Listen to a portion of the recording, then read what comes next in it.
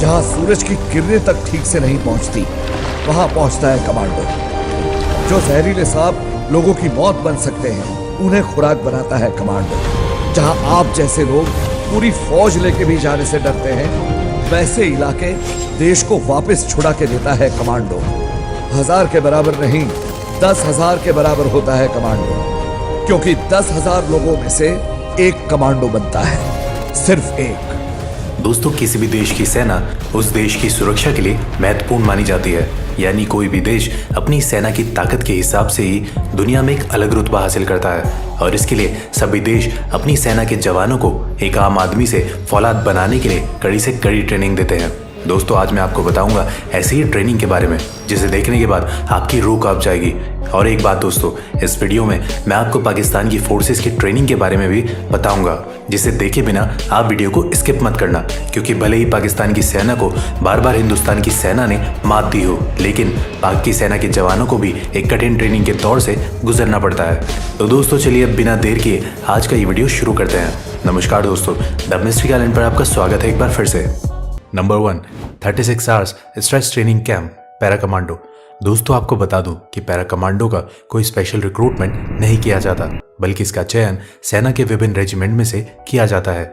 इसके बाद इन जवानों को आगे की परीक्षण के लिए पैरा कमांडो के ट्रेनिंग कैंप भेज दिया जाता है, जहां इन जवानों को 3 से 6 महीनों की बेसिक ट्रेनिंग के बाद लास्ट में 36 आवर का स्ट्रेस ट्रेनिंग करना होता है, जो बड़ा ही भयानक होता है। जो जवान इस 36 घंटे की ट्रेनिंग को सफलतापूर्वक पूरा कर लेते हैं, उन्हें ही सर पर पैरा कमांडो की पहचान मरून कैप पहनने का मौका मिलता है। 36 घंटे के स्ट्रेस फेज की शुरुआत रात के समय होती है। रात को जब ये जवान बस नींद के आगोश में जाने ही वाले होते हैं, तभी ट्रेनिंग टीम्स उन्हें लाइन में खड़ा होने का ऑर्डर देती है, जबकि इन लोगों को पिछले एक हफ्ते से 1 या 2 घंटे की नींद ही नसीब हुई होती है। इसमें जवानों को तब तक बार बार रूटीन एक्सरसाइज करना होता है जब तक इनमें से कोई एक हार ना मान ले। फिर इन जवानों को 30 किलो के बैटल लोड्स के साथ अगले 2 घंटों तक खड़ी पहाड़ी पर चढ़ाई करनी होती है। ये पैदल मार्च 10 किलोमीटर लंबी होती है, जिसे 2 घंटे में पूरा करना होता है। फिर इन्हें अपने दोस्त को अपने कंधे पर बिठाकर चलना होता है, जो सबसे जरूरी है, क्योंकि पैरा कमांडो का ये मानना है कि आप किसी भी परिस्थितियों में अपने साथी को दुश्मन के बीच नहीं छोड़ सकते। लेकिन दोस्तों, जिन लोगों को लगता है कि ये बड़ा ही भयानक है, तो मैं आपको बता दूं कि अभी आपको बहुत कुछ देखना बाकी है। इसके बाद इन जवानों को 1.18 किलोमीटर सर्किट के 3 राउंड लगाने होते हैं, जिसमें हर एक राउंड में वजन को बढ़ा दिया जाता है।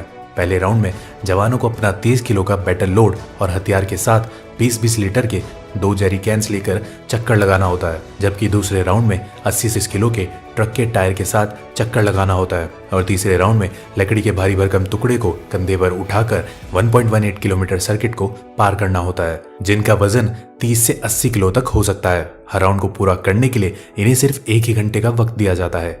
ट्रेनिंग के इस हिस्से को वेट शिफ्टिंग कहा जाता है, जिसे पूरा करने के बाद जवानों को 12 फुट गहरे पानी के टैंक में हाथ पैर बांधकर डाल दिया जाता है। इस टैंक का पानी बर्फ से भी ज्यादा ठंडा होता है। टैंक में ट्रेनर इन जवानों को उतनी ही ऑक्सीजन सांस के रूप में लेने देता है, जिससे वो जिंदा रह सके। जवानों को ऐसा परीक्षण इसलिए दिया जाता है ताकि वो मिशन के दौरान एक्सट्रीम स्ट्रेस को झेल सके। इस परीक्षण में असफल होने वाले जवानों का मरून कैप पहनने का सपना टूट जाता है। इस ट्रेनिंग के पूरा होते होते 14 घंटे का समय बीत चुका होता है, जिसके बाद इन्हें गटर के पानी की तरह दिखने वाले वाटर पीने को दिया जाता है, जो रियल में एक जूस होता है जिसमें डिहाइड्रेटेड सोल्यूशन मिला होता है। इन सारे शारीरिक ट्रेनिंग के पूरा होने के बाद इनकी ऑपरेशनल टेक्टिक्स और ऑब्जर्वेशन स्किल्स की जांच की जाती है, जो बहुत ही दबाव से भरा होता है। इस दौरान उन्हें उन चीज़ों के बारे में लिखना होता है जो उन्हें इस ट्रेनिंग के दौरान अब तक देखा है। इसे पूरा करने के बाद फिर इन जवानों का मेडिकल टेस्ट किया जाता है, जिसमें सफल होने वाले जवानों को आगे और 10 किलोमीटर लंबे पैदल मार्च के लिए भेज दिया जाता है। पैदल मार्च पूरा होने के बाद करीब 20 घंटे से भूखे इन जवानों को रूखा सूखा खाना दिया जाता है। खाना खाने के बाद कई जवानों को नींद आने लगती है और कई जवान सो भी जाते हैं, जिस वजह से उन जवानों का मरून कैप पहनने का सपना टूट जाता है। फिर बाकी जवानों को आगे 5 घंटे के लिए जंगल में छोड़ दिया जाता है, जिस दौरान इनके कॉम्बैक्ट स्किल की जांच की जाती है। उसके बाद कॉम्बैक्ट स्किल में सफल हुए जवानों को कीचड़ में उतार दिया जाता है। फिर उन्हें कीचड़ से सने अपने ड्रेसेस के साथ हथियारों के साथ दौड़ लगाना होता है, और इसी के साथ इन जवानों का 36 आवर्स स्ट्रेस ट्रेनिंग समाप्त होती है और सफल हुए जवानों के सर पर मरून कैप सजा दी जाती है। Number 2, People's Liberation Army training camp, China. दूसरे ताकतवर देशों की तरह ड्रैगन यानी चाइना के पीपल लिबरेशन आर्मी के जवानों को भी कठिन ट्रेनिंग के दौर से गुजरना होता है, लेकिन इनकी ट्रेनिंग का एक हिस्सा बाकी देशों से बिल्कुल अलग होता है। चीन के सैनिकों को ट्रेनिंग के दौरान जिंदगी और मौत का खेल खेलना पड़ता है। ट्रेनिंग के दौरान इन सैनिकों को बचपन के गेम पासिंग द पास की तरह जिंदा ग्रेनेड से खेलना पड़ता है। यह खेल तब तक चलता है जब तक आखिरी सैनिक उसे जमीन में फटने से पहले दबा ना दे। तो दोस्तों, क्या कहते हैं इस पागलपन के बारे में? Number 3, Gorkha boot camp. इस दुनिया में अगर किसी को मौत से डर नहीं लगता है तो वो है गोरखा रेजिमेंट के जवान। तभी तो भारत के पूर्व सेना अध्यक्ष रहे सैम मॉनिक शाह ने कहा था कि यदि कोई व्यक्ति कहता है कि उसे मरने से डर नहीं लगता तो वह या तो झूठा है या फिर गोरखा है। दोस्तों, इस रेजिमेंट के भरोसे तो अंग्रेजों ने सेकेंड वर्ल्ड वॉर में हिटलर से टक्कर ली थी। अपनी मिट्टी के लिए पलक झपकते ही जान कुर्बान करने को तैयार गोरखा जवानों की भर्ती के लिए हर साल बूट कैंप का आयोजन किया जाता है, जिसमें 10,000 से ज्यादा युवा शामिल होते हैं। और फिर इन हजारों युवाओं में से कुछ 100 जवानों को कई टेस्ट के बाद आगे की ट्रेनिंग के लिए चुना जाता है। ऐसा नहीं है कि जो युवा बूट कैंप में चुन लिए गए वो गोरखा रेजिमेंट का हिस्सा बन चुके हैं। बूट कैंप में चुने गए युवाओं को इसके बाद भी कई तरह के टेस्ट से होकर गुजरना होता है। चुने गए युवाओं को ट्रेनिंग से पहले 25 किलो वजन के साथ पहाड़ी जैसी चढ़ाई वाले इलाके में करीब 1 घंटे की रेस में सफल होना अनिवार्य है, तभी वो आगे की ट्रेनिंग के लिए चुने जाते हैं। रेस में सफल होने वाले जवानों को कुछ बेसिक ट्रेनिंग देने के बाद उन्हें आगे की ट्रेनिंग के लिए बेस कैंप भेज दिया जाता है, जहां से ये जवान दुश्मनों के लिए काल बनकर ही बाहर निकलते हैं। गोरखाओं के बारे में कहा जाता है कि गोरखा जब एक बार अपना खूखड़ी निकालता है तो वह अपने दुश्मनों का खून बहाए बिना मैदान में नहीं जाता। और अंत में अगर आप सोच रहे हैं कि गोरखा आर्मी सिर्फ भारतीय आर्मी में ही है तो आप गलत हैं। नेपाल आर्मी और भारतीय आर्मी के गोरखा रेजिमेंट के अलावा ब्रिटेन आर्मी का गोरखा ब्रिगेड बहादुरी के लिए मशहूर है। अपनी बहादुरी से गोरखा पलटन ने हिंदुस्तान के लिए कई युद्ध जीते हैं। Number 4, Vietnam special forces training camp. Vietnam special forces People's Army of Vietnam के लिए काम करता है, जिसके जवानों की ट्रेनिंग की शुरुआत इन कांटेदार बारों पर नंगे पांव चलने से होती है। फिर इन जवानों को एक एक कर इन नुकीले बारों पर लिटा दिया जाता है, जिसके ऊपर से बाकी के जवान चलकर उसे पार करते हैं। इस तरह की ट्रेनिंग पूरी होने के बाद इन जवानों को शारीरिक रूप से मजबूत बनाया जाता है, जिसमें इन जवानों के हाथ, पैर, सर और कंधों पर पत्थर रखकर उसे हथौड़े से तोड़ा जाता है। इसके बाद इन जवानों को नुकीले कील पर नंगे पीठ के बल लिटा दिया जाता है। फिर उनकी चेस्ट पर एक बड़ा सा पत्थर रखकर उसे हथौड़े से तोड़ा जाता है। इस ट्रेनिंग के दौरान कई सैनिकों के बैक साइड लहूलुहान भी हो जाते हैं, लेकिन ये उफ तक नहीं करते। ये तो कुछ भी नहीं था, ये देखिए इनके ऊपर किस तरह इन धारदार चाकुओं को ऊपर से गिराया जाता है, लेकिन इनका शरीर इतना सख्त हो चुका है कि ये चाकू भी इनका कुछ नहीं बिगाड़ पाते। जबकि ये चाकू इतने तेज होते हैं कि किसी भी चीज का एक ही वार में 2 टुकड़े कर दे। फिर इन जवानों को ट्रेनिंग के दौरान नंगे पांव शीशों के टुकड़े पर भारी वजन के साथ चलाया जाता है। दोस्तों, अगर इतना कुछ देखकर आपके रोंगटे खड़े हो गए हैं तो मैं आपको बता दूं कि ये तो कुछ भी नहीं था, क्योंकि इसके बाद ही इन जवानों की असली ट्रेनिंग शुरू होती है।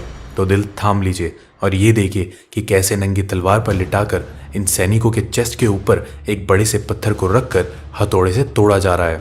फिर ये देखिए किस तरह वियतनाम स्पेशल फोर्सेस के जवान गर्दन के बल एक लोहे की रॉड को क्षण भर में मोड़ देते हैं और फिर उसे कैसे अपने गर्दन से बाहर निकालते हैं। इन सारी ट्रेनिंग को पूरा करने के बाद इन जवानों का शरीर लोहे से भी सख्त हो जाता है। अगर आपको विश्वास नहीं हो रहा है तो ये वीडियो देखिए।